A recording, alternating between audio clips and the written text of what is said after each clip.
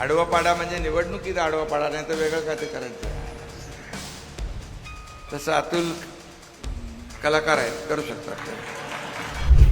लोक म्हणतात भगव्याचं ठाणं, आता भगव्याचं पुणं पण आपण करू शकतो. मला सांगतात भकास मंत्री, अरे स्वतः मुख्यमंत्री होते त्या 2.5 वर्ष घरी बसले ना, फेसबुक लाईव्ह वर सरकार चालतं का? आता कशाला फिरताय? जेव्हा फिरायचं होतं तेव्हा आपण फिरले नाही. माझ्या हातात काय नाही, माझ्या हातात काय नाही, माझ्या हातात, अरे काय नाही मग कशाला जाता? खरं म्हणजे आपलं नाव अतुल आहे, त्यामुळे आपल्याला अतुलनीय काम करायचं आहे. आणि जे विरोधात आहे त्यांना पाडायचं, आडवं पाडायचं ना, आणि फडकवायचं भगवा चाकणवर. आणि कुठे कुठे खेड, आळंदी आणि चाकण. आडवा पाडा म्हणजे निवडणुकीत आडवा पाडा, नाही तर वेगळं काय ते करायचं. तसं अतुल कलाकार आहेत, करू शकतात. आणि आज चाकणचा मेळावा आहे. आता चाकणची राखण आपल्या भगव्याला करायची आहे. हातात विजयाची ढाल घेऊन आपल्याला गुलाल उधळायचा आहे.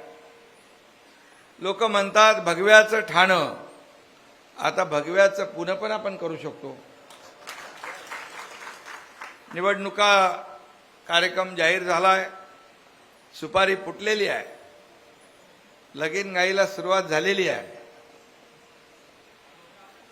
2 डिसेंबरला निवडणूक, 3 डिसेंबरला निकाल. आणि म्हणून गुलाल उधळायच्या तयारीत राहा असं सांगायला मी तुम्हाला आलेलो आहे. आणि मला विश्वास आहे की एवढे सगळे कार्यकर्ते, लाडक्या बहिणी, लाडके भाऊ, पदाधिकारी सगळे जर उतरले तर विरोधकांचं डिपॉझिट गुल झाल्याशिवाय राहणार नाही. बाळासाहेबांनी हेच विचार दिले आपल्याला, आनंद दिघे साहेबांनी हेच विचार दिले. लढायला शिकवलं आपल्याला. आता काही लोक रडतायत, ते जाऊ दे त्यांना. काही लोक मला काल भकास मंत्री म्हणाले, नगर विकास नाही भकास विकास. सांगा मी भकास मंत्री आहे?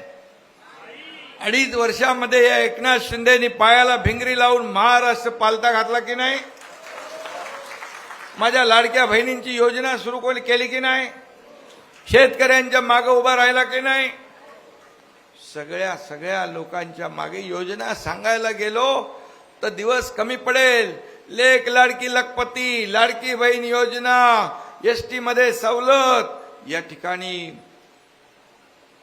आपल्या बचत गट महिलांना अनुदान, शेतकऱ्यांना वर्षाला 6,000 रुपये आदरणीय प्रधानमंत्री मोदीजींनी जाहीर केले. मी मुख्यमंत्री असताना राज्याचे पण 6,000 रुपये आपण जाहीर केले. शेतकरी जेव्हा जेव्हा संकटात आला त्याला मदत करण्याचं काम आपण केलं. आणि म्हणून आता मी एवढंच सांगतो, मी जास्ती काय टीका करत नाही, परंतु अजून त्यांच्या डोक्यात प्रकाश पडलेला नाही.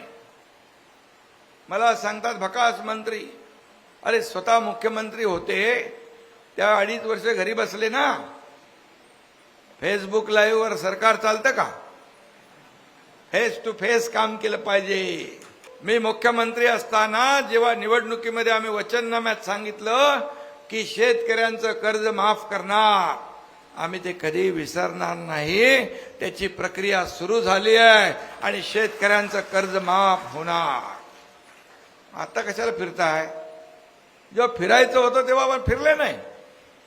माझ्या हातात काय नाही, माझ्या हातात काय नाही, माझ्या हातात अरे काय नाही मग कशाला जाता. असे एक तर वरती नाही तर कमरेवरती. अरे देण्याचे हात असे देवा ठेवा. एकनाथ शिंदेचे हात देणाऱ्याचे आहेत. हे देणारे हात आहेत, हे घेणारे नाही. ही देना बँक आहे, लेना बँक नाही. आणि लेना बँक कुठं आहे तुम्हाला माहित आहे, सगळ्यांना माहित.